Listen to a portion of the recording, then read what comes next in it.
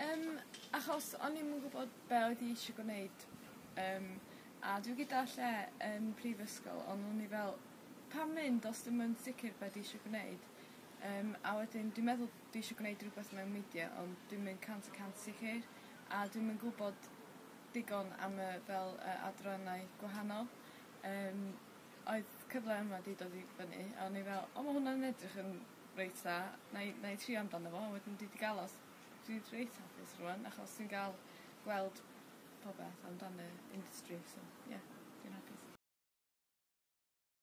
Un sy'n mwy sicr be mae eisiau gwneud nesaf, ac un sydd wedi tyfu lot fel person, a sydd yn gwybod lot mwy o pobl yn y industry hefyd.